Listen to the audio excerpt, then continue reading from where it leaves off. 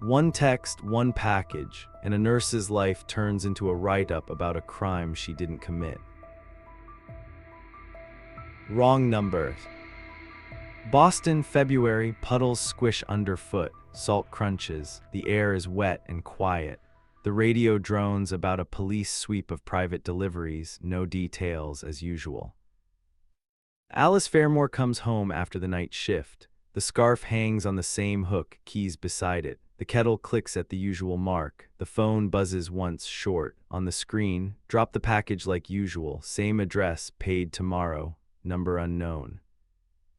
She stands at the sink and listens to the drip, wipes the window dry, looks again. The address rings a bell, checks the map, Waitsbury, Aunt Margaret's Street. Alice pours coffee, a long first sip, opens the cabinet. First aid box is nearly empty. Yesterday's call from her aunt floats up. Pills are running out, I'm getting old, child. Then a pause, voice flat, no pressure. You remember Kate, right? With her tuition, I'll help, just be around when it's needed. Alice said, as you say. Now the line is louder than the radio. The phone blinks again, don't be late, the boss is waiting. Alice scrolls contacts, finds no name, closes, thinks about replying, wrong number, doesn't, opens her notebook, lists her aunt's meds, tears the page, folds it into quarters, simple motions, fingers dry. In the yard, a neighbor dusts off an old Toyota, nods. Early one for you, Alice. Well, shift like that, and the pharmacy. Wet out, slick out there. Kinda. She buckles a paper bag into the passenger seat, empty for now, just to keep it put. The radio talks one more minute about the sweep. She turns it down. A thin film of moisture on the mirror. She wipes it with her palm, starts the engine. The headlights stop at gray snow piled by the curb. Traffic to the pharmacy is slow. The red holds longer than usual at the light. Alice checks the time. Maybe during the week, she thinks about visiting her aunt, then turns toward the supermarket now. Inside the pharmacy, the air is dry, antiseptic. At the register, a woman fixes her name tag. What can I get you? Blood pressure for Margaret Fairmore, generics fine. Nearly the same, liver grumbles sometimes. We'll manage. Bag it. Bag it, yeah, like usual. Into the paper bag go the boxes, receipt, a pack of sugar-free gum. Alice pays cash, leaves the coins in the tray. On the way out, a boot slips a little thin ice under water. The salt crackles under her heel. At her aunt's entryway, it smells like boiled onion and the doormat. A short ring, a long pause, chain key. You came, Margaret says, careful voice. Yep, brought it. Thank you, child, don't fret about Kate, as agreed. Got it. Just be around when needed, no fuss. We'll try. On the kitchen window, fog. Alice lines up the pills 3 in a row, flips the empty box, drops it in the trash. The phone buzzes on the table. Client happy, she taps the screen dark, sits quiet. Outside, a man in a dark jacket walks the fence line. Snow spills off his hood onto his shoulders. Alice looks out, can't make the face, closes the curtain. Has some tea, 1 sugar, the spoon knocks the rim. The radio in the other room shifts to the forecast. Snow overnight, roads turn to slush. Alice nods at nothing. As you say, she repeats to herself, folds the bag in half and slips it into her purse, leaves her phone on silent. In the stairwell, it smells of wet coats and salt, puddles in footprints. The door deadbolts twice. The chain clinks. Down by the mailboxes, someone coughs, muffled. Alice steps out into the puddles and heads to her car. The radio will greet her with the same sweep story. She might turn it down again and drive even. No rush, kinda. The corner pharmacy is dry and bright, smells like antiseptic and cardboard. On the door, a wrinkled sheet. Open if the light is on. The light is on. Alice hands over a script. The pharmacist, a woman with a gray ponytail and a Nancy badge, scans the list, checks a shelf, comes back. Out of these, she says calm, got nearly the same. Liver complains sometimes, but folks get on. That'll do, Alice says. How to dispense? The standard pack. Bag it. Bag it, yeah, like usual. Cash or card? Cash. The boxes whisper and slip into a paper bag. Nancy adds the receipt and a sugar-free gum pack without asking. That's just how they do it here. Dosing S on the box, she says. If the pressure acts up, don't wait around. Understood. Sister. Aunt. Well, tell her we got everything in stock. Will do. It's wet outside, salt crunches, water shines in puddles. Alice sets the bag on the passenger seat and clicks the seatbelt over it. The belt snaps in like always. The door closes easy. The car smells like plastic and damp fabric.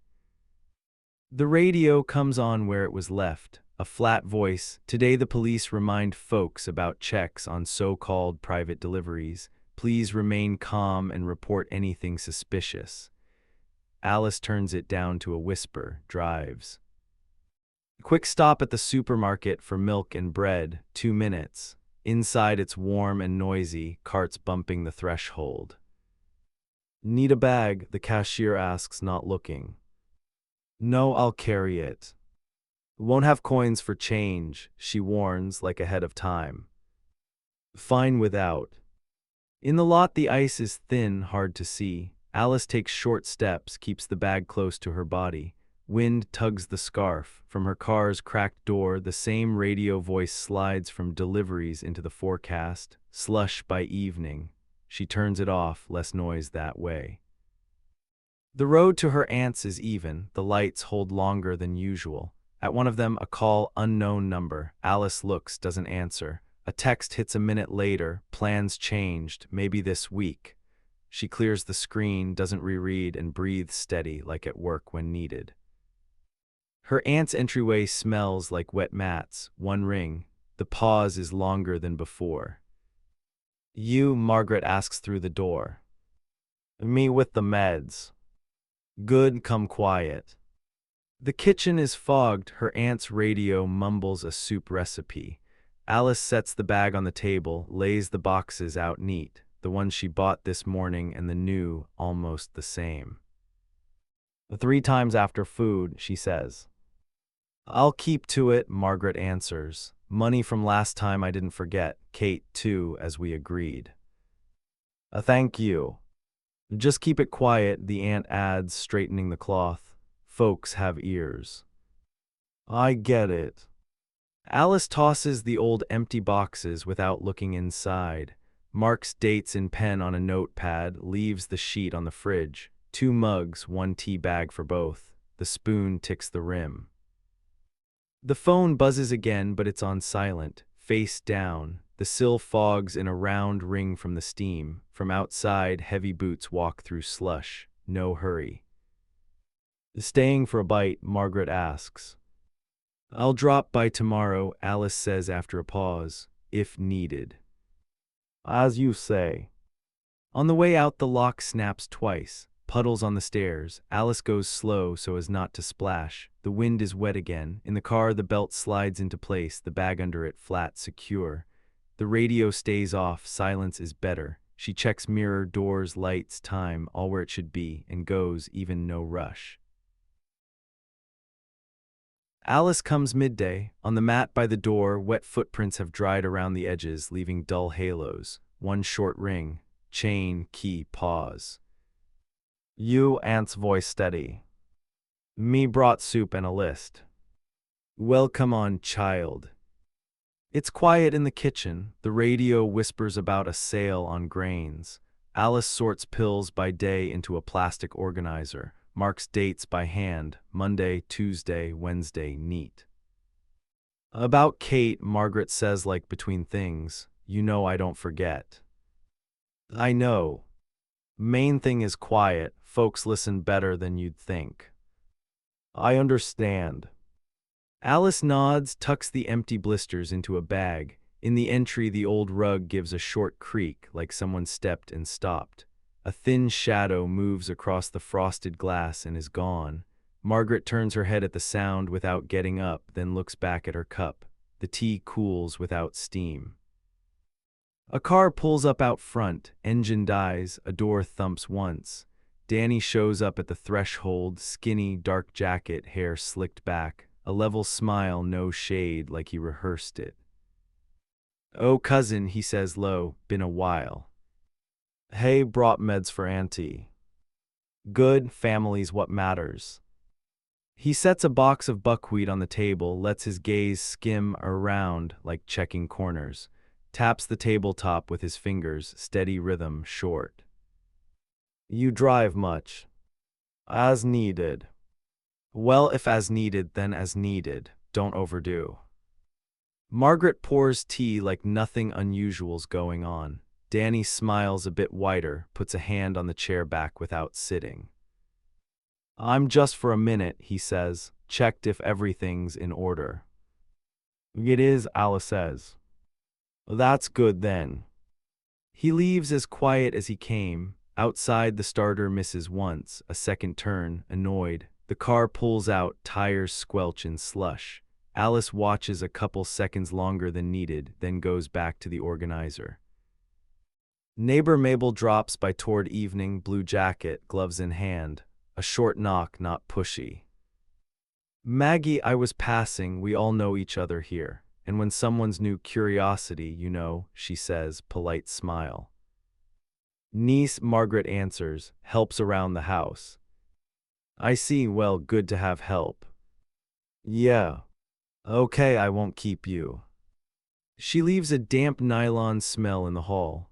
Alice says nothing, pulls the trash bag, ties a knot. The bag's heavy knot from weight, from the contents best left unspoken.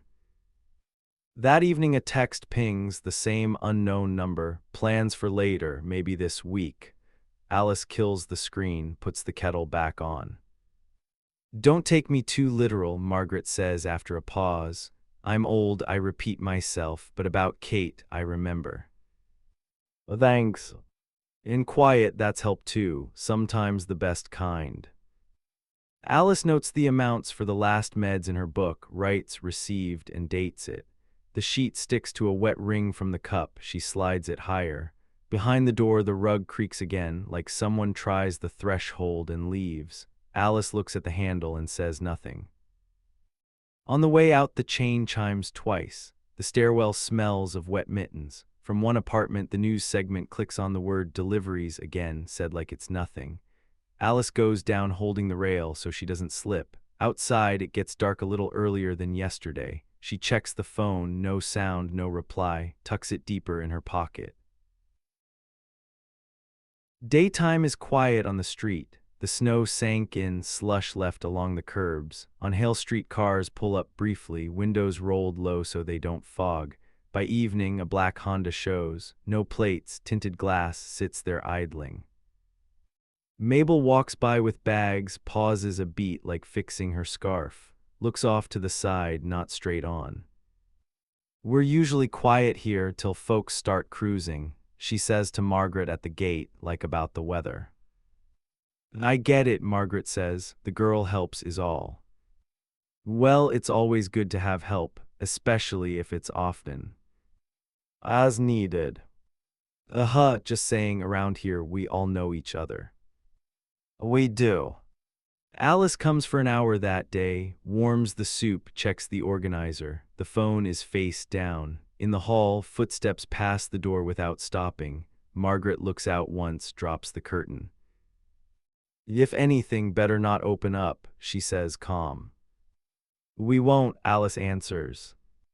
A text lands on the stairs, short buzz. Plans changed, maybe this week. No name, no greeting. She darkens the screen, pockets the phone deeper, and rests on the landing till the ringing in her ears fades. By evening, the Honda sits closer to the corner, lights off, a silhouette lit by a screen inside, face indistinct. Mabel, walking by, speaks into the air to nobody. Gets dark early, folks warm up in their cars nowadays, costly habit. No answer, just the exhaust rolling along the ground. At night, tracks by the gate, straight out and back. Next to them, prints wider than usual, the steps uneven, like someone carrying something or changing their mind mid-step. In the morning, the tracks show even better, crust set, tread pattern crisp. Alice takes a photo for herself and deletes it right away. In her aunt's trash bin, bubbled packing wrap, crumpled. She doesn't ask, ties the bag tight and carries it out.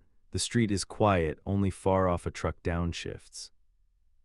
Same day, close to noon, a short note lands on a sergeant's desk. No extras. Address, 17 Hale Street. Complaints: Ray vehicles without identifiers stopping at residence.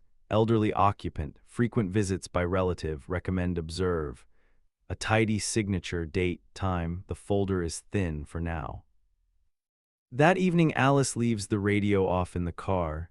Window cracked a finger. Wind wet, smelling of gas. At the turn to Hale Street, she slows, drives past, loops the block, checks mirrors without lingering. Honda's still there, lights still off. Meeting her at the door next day, Margaret says flat, "The soup won't sit right if you listen too much," and smiles light like that's a joke. "Warm it a little at a time," Alice says. Little at a time is about right. At night, someone walks by the gate again. The snow squeaks in the same spot like a worn-out phrase. By morning, there are more tracks than people in the house. Alice looks for a minute, then takes a shovel and pushes it all aside. No talk. The supermarket hums steady. Carts bump the threshold. The scanner beeps on a rhythm. Alice grabs milk, bread, coffee filters, pays cash, skips the receipt. The exit door springs and clips her heel, soft. There's wet ice in the lot, patches of salt laid uneven in spots. To the left by the curb, a black Honda, engine quiet, windows dark. Alice takes short steps not to slip, a bag in her right hand, the milk cold in her palm. Between cars, a kid steps out of the shade, skinny, jittery, a light jacket for the season. Eyes dart, lips dry. "Who you working for?" he says right off, grabbing her elbow. "You got the wrong person. The third time on our spot, don't play cute." He yanks at the bag, the plastic stretches, the handle cuts her fingers. Alice lets go of the milk so she doesn't go down. The grocery bag pulls low. The bottle hits the ice and cracks, the milk spills, a white blot growing gray. From between the cars, a second guy steps in, taller, warm quilted jacket, moves quick like toward a fire. "Hey," he snaps at the first, "not her, cool it." "Too late," the jittery one says, not letting go. She can say who's sending. The second grabs the first by the shoulders, tries to pull him off. A jerk. The first's foot slips on the ice, heel shoots, knee caves. He drops sideways, catches on a palm, snags the strap of a concealed holster with his jacket. A short pop muffled by the cars. A pause, after which you can hear a cart way up by the doors clatter over the tile seam. The first lies on the ice, eyes open. His jacket darkens, a shadow under the rib blending with the milk. The white and red spread evenly, no powder smell, no breath cloud from him. The second freezes a beat, then takes a half step back, looks at Alice, quick look just to check. "Go," he says low, "and don't come back here." He glances around, then runs for the Honda. The door thumps, the engine turns over first try. The car leaves without a squeal, tidy, like it's on an errand. At the entrance, a woman drops a basket, and apple rolls, stops by the curb. Someone says, "Call it in." Another, "Already did." A third keeps quiet, phone at his ear, not saying the address. Alice picks up her paper bag, the one with her aunt's meds, and walks to her car. Her hands shake enough that the key only turns on the second try. Inside, it's quiet. She sets the bag on the seat, belts it in. The windshield fogs from the inside. She cracks the window a finger. The ambulance shows fast. Lights bounce in the wet asphalt, siren low, kind of far away. Alice sits still, watches the rear view. In it, a white patch of milk, a dark one beside it, and people's legs standing 5 feet out, not closer. Somebody says, "Don't touch." Another, "No casing I can see." A third, "Slick." Alice clicks off the radio before it has the chance to come on, puts both hands on the wheel, counts to 10, drops it in gear, pulls out slow, wide arc not to drive through the white, checks left-right at the exit, goes without any sudden gas. At home, she washes her hands longer than usual. The skin reddens. The towel holds wet marks from water and milk. The phone lies face down. There's one new buzz, silent. She doesn't flip it. On the table, a paper bag of meds. The seatbelt remembers the shape, still warm. In the sink sits an empty cup. Water runs a narrow stream, hits the drain dead on. The station smells like coffee and wet rubber. The printer chatters, the lights hum. Papers stack with even edges. Questions asked without pressure, answers noted without tone. Alice sits across from Officer Ross. On the desk, a recorder informs. "You were buying groceries," he repeats. "Yes. Any connection to the deceased?" "No." "The bag on you, who for?" "My aunt, her medicine." He makes a note without looking up. Lines fill fast in a neat hand. On the final form, a few boxes. Motive, domestic misunderstanding. Cause, notes, weather conditions, slick surface. Signature, date, time. Toward evening, another call, basement on Hale Street. Same house, same damp at the door. Inside, a mail, no signs of life, empty syringe nearby, a cup of tea on the table, not finished. Photos, taped gloves, log entry, no external trauma, probable self-incident, await ME report, time logged, body bag sealed, sheet filed into the folder for that address. Ross adds to his report, frequent visits by relative A. Fairmore noted, family cover possible, no conclusions, recommend observation. The stamp hits twice, the first smeared, the second lands clean. Alice's phone rings in the morning. A polite voice, flat, steady, HR. "Ms. Fairmore, we received an official request. Pending review, your move to administrative leave." "How long?" "Until further notice. Communications via email only. Badge temporarily inactive." "Understood. Thank you for your cooperation." She sets the phone down, looks at the kettle that's in no hurry to boil, sits, writes her aunt's payments in the notebook, crosses the last one, received. Next to it lies the same paper bag she always folds in half, habit, so it doesn't stick out anywhere. In the evening, Ross dictates the closeout. Witness calm, behavior consistent, predictable, no emotional spikes, re-interview upon signal. The clerk types and doesn't ask anything. Bottom of the page, space for a signature and one small empty field where nobody puts dots. In the news crawl, incident in parking lot, police urge calm, checks of private deliveries continue. Right after forecast, freezing overnight, slush on the roads, same voice like it's one topic. The Hale Street folder gets 3 new sheets, the parking lot report, the basement summary, the note about visits. On the spine, a number, below a short signature. In the outcome box, accidental confluence. In recommendations, observe if recurring. In motive, it already says domestic misunderstanding. In cause, a dash remains. That evening, Alice silences her phone, leaves the radio off in the car. At the pharmacy, she buys the same items as yesterday. The cashier says, like usual, and Alice nods. In the lot, she clicks the belt over the bag, like always, checks doors, mirrors, lights, drives home without hurry. At the station, before filing the papers away, Ross looks at the stack and slides it closer to the desk edge so it doesn't jut out. The clerk stamps, "Do not return to active without cause." The paper is cool. The archive shelves don't stay empty. Everything gets a slot, milk on ice, steps by a gate, strange calls with no name. The folder closes quiet, no click. The case movement card gets another date, no comments. The spring peels off in layers, gray at the edges of puddles. The Hale Street case is closed. Terminate, no offense established. 2 appendices go to misunderstandings.